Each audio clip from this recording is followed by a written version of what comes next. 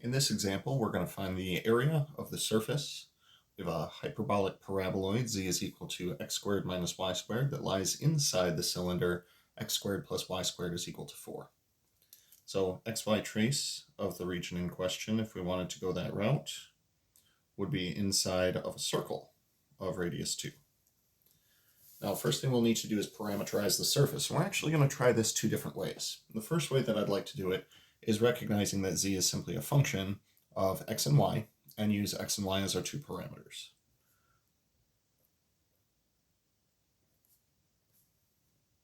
So with that in mind, we'll say that x and y will be our two parameters, and z being x squared minus y squared, that'll be u squared minus v squared. So r then would be defined as u, v, and u squared minus v squared. Continuing in this vein, we take the partial derivative of r with respect to u. We're going to get 1, 0, and 2u. And taking the partial derivative of r with respect to v, we're going to get 0, 1, and negative 2v. Taking the cross product of these two vectors will be partial of r with respect to u, cross partial of r with respect to v, ijk across the top row, 1, 0, 2u for the second row, 0, 1, negative 2v for the third row. And we'll go ahead and recopy those first two columns as well. So with that in mind, on the positive side, I'm seeing 0 for I, 0 for j, and 1 for k, similar to what we saw in our last example. On the negative side of things, 0 for k, and that's okay, plus 2u for I, and then minus 2v for j. Putting all of these individual components together, for I, I'm seeing negative 2u, positive 2v, and for the k component, looks like we're just going to have 1. Now with that in mind,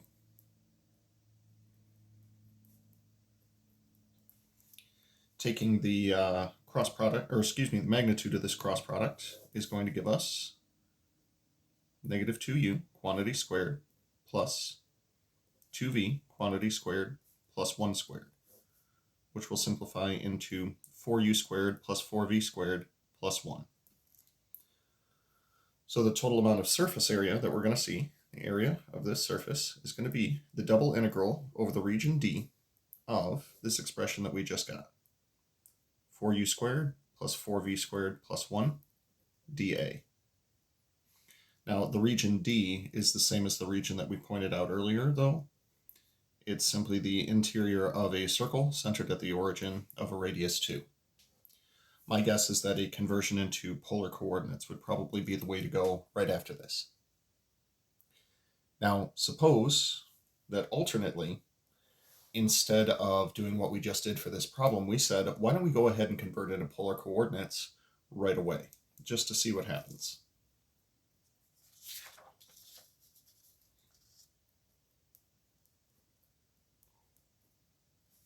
So we had z is equal to x squared minus y squared. For the parameterization that I'd like to use for this,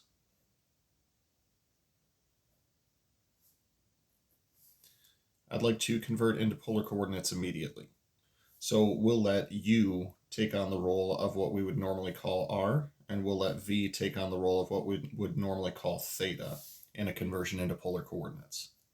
So normally x would be equal to r times the cosine of theta, so we're going to see u times the cosine of v. Normally y would be r times the sine of theta, so we'll see u times the sine of v. And if I take these two guys and plug them in up here, this is going to give me z is equal to u cosine v, quantity squared, minus u sine v, quantity squared. Now if I factor out the u squared from this, I'm going to be left with the cosine squared of v minus the sine squared of v. There's an identity for this, and that would be the double angle identity for the cosine. So putting this all together, this is going to be equal to u times the cosine of v, u times the sine of v, and u squared times the cosine of 2v for the three components.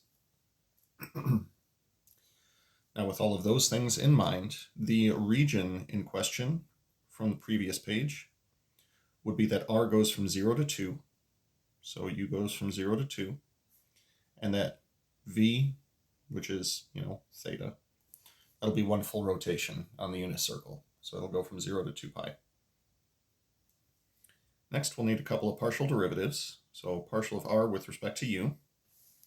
We differentiate each of these with respect to u, and we're going to get cosine of v, sine of v, and 2u cosine of 2v.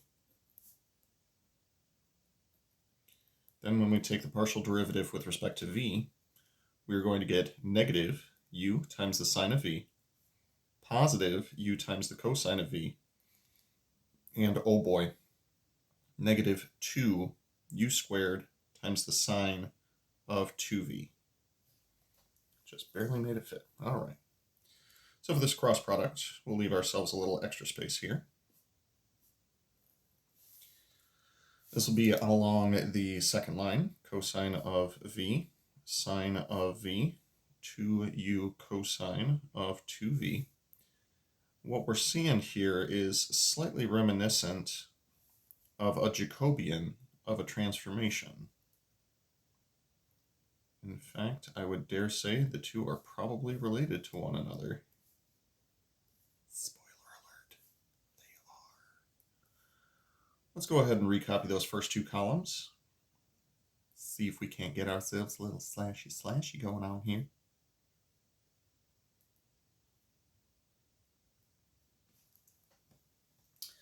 So we are going to see some pretty major slashes going on here. So slash like this, slash like this, slash like this. Those will be accounted for with a plus sign. So for the I component, oh boy, we are seeing negative 2u squared sine of v sine of 2v. That's just the I component. Oh boy. For the j component, I'm seeing a negative down here, so we'll see negative 2u squared sine of v cosine of 2v. Sine of v cosine of 2v. And then for the k component, it's looking like we're going to have u times the cosine squared of v.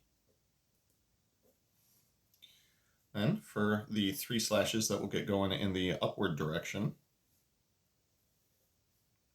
just a little bit of that. For our first slash going in the upward direction, this will be negative u times the sine squared of v. That is for the k component. For the I component, I'm seeing 2u and u, so that'll be plus 2u squared cosine of v times the cosine of 2v. Again, that's the I component. And then for the j component on the last slash, I am seeing minus 2u squared times the sine of 2v times the cosine of v. And again, that is the j component. So we have already created ourselves a massive vector here. Let's see if we can start taking steps to start simplifying what this thing is going to look like. So again, for the I component, I'm seeing a negative minus a positive. So we'll see a couple negatives here. I see that the two terms have a 2u squared in common, so we'll just go ahead and factor out the 2u squared now, and we'll get sine of v times the sine of 2v plus the cosine of v times the cosine of 2v. That'll be for the I component. For the j component, I'm seeing a negative 2u squared thing here minus a negative 2u squared thing. So we can go ahead and factor out, I guess, just a 2u squared. The top term will be negative sine of v times the cosine of 2v. And down here, this will be plus. factored that out, so we'll have sine of 2v times the cosine of v. And finally, our third component, which I don't even have room for here, we're going to get u times the cosine squared of v minus negative, so plus u times the sine squared of v. Well, there's a little silver lining, because all of that's just going to wind up being equal to u.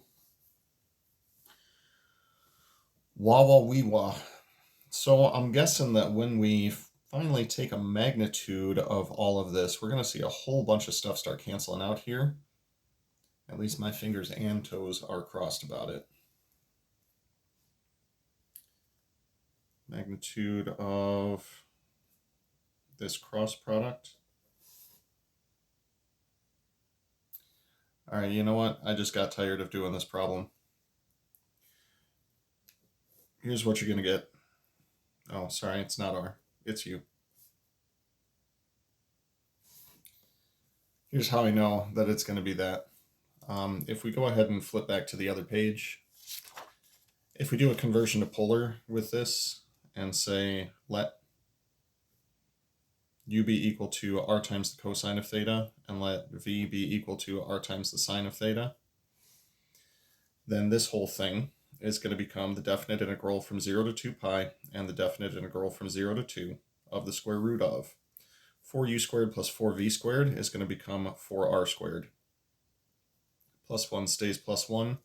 dA in polar coordinates is going to be r dr d theta.